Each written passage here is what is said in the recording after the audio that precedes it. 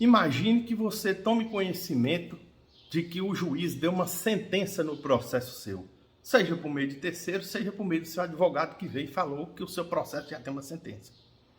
Nesse momento você fica doido, fala assim, eu tenho uma sentença, eu tenho um valor a receber e agora eu quero receber esse valor. Primeiro, existem duas questões que você tem que ter atenção. Primeiro, existe um prazo de trânsito em julgado dessa sentença. Ou seja, um trânsito é um prazo que se dá para que as partes ainda tenham algum direito de se manifestar. Então ela está em trânsito, ou seja, ela está naquela fase caminhando para o final. Ou seja, com algum tempo, aquela sentença ela se torna perfeita e aí sim é possível se resolver. Isso é o prazo para recurso. Tanto a parte autora pode entender que ele quer aumentar, por exemplo, o valor de uma indenização, ou que aquela obrigação de fazer não foi sentenciada da forma correta.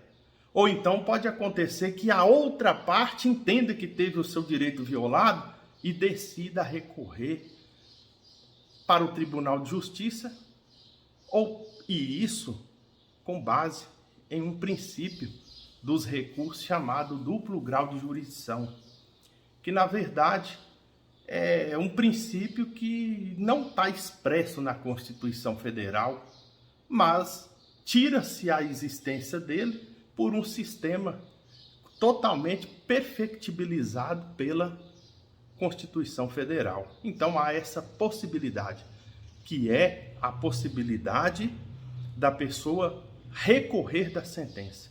E esse prazo, não existe conversa com esse prazo.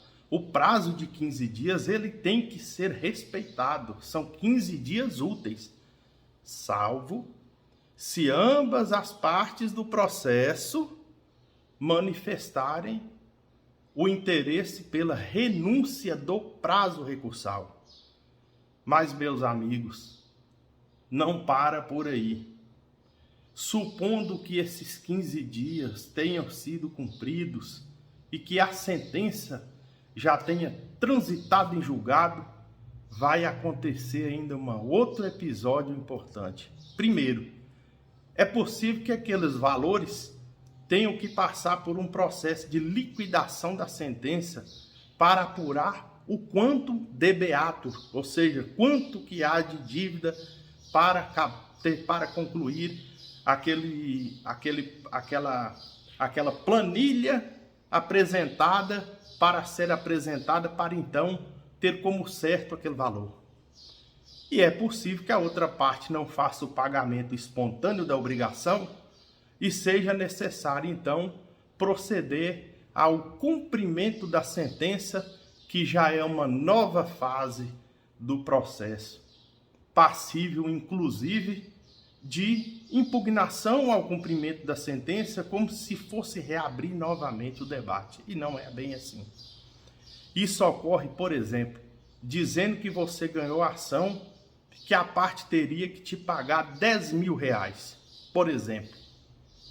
Mas o advogado vai fazer o cálculo e coloca 50 mil. Mas a sentença já transitou em julgado. Ele está simplesmente refazendo um cálculo para fins de cumprimento de sentença. E o que vai acontecer nesse momento? A outra parte tem um direito de contraditar esse valor.